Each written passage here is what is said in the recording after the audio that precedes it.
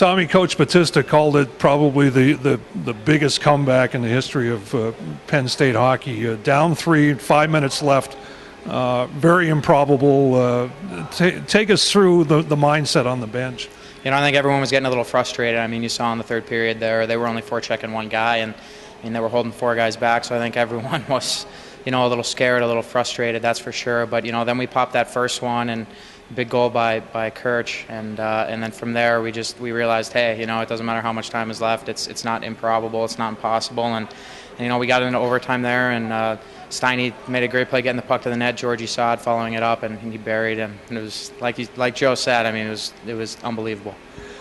How much of it through the first 55 minutes or so was a factor of not only their goaltender Nick Holmes playing strong, but their players collapsing down in front of him and really blocking the shooting and the passing lanes? Yeah, I think definitely. A lot of times we beat teams by 4, 5, 6 goals in the first game, and then it seems they always collapse down, and they play a lot more solid defensively. Maybe they get better goaltending, and as you said, I know Nick Holmes from back home in Chicago, and he did play terrific, and through 55 minutes he played unbelievable, and their whole team did defensively, and they had one little breakdown, and then it snowballed for us, and luckily we got a big win. I noticed you talked to him after the game. He had to be heartbroken. He definitely was. I felt really bad for him, but I don't want to say it was necessarily his fault. I think they kind of just broke down as a team, and it snowballed for us, like I said earlier. So it's hard for them, but it's a great feeling for us. Now, you got Alumni Weekend coming up. Obviously, a new experience here at Penn State for you and the rest of the guys that have come in this year.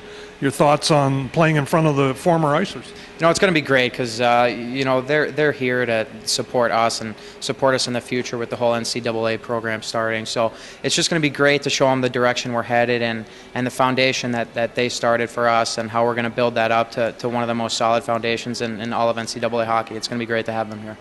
Looking forward to getting back out there this weekend. Oh yeah, it's a good week here for me. Finally getting back on the ice, and been working, getting back in shape, and excited to get 4 games here before we have the national tournament. You talk about getting back in shape.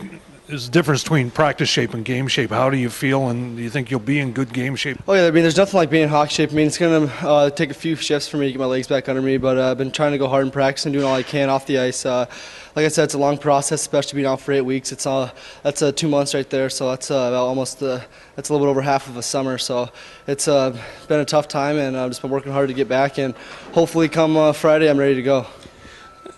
You've got 4 games left, Mercyhurst and then Duquesne and Kent State. You really, on paper you should win them all, but you really can't sit back going to nationals. Exactly. I mean, we're going to work on what we do best. We need to make teams adjust to how we play. We're not going to change the game plan for anybody. I mean, we got a bullseye on our back, and we're going to go hard, and we're going to make teams earn it if they're going to want to beat us. So we're not going to take anybody lightly.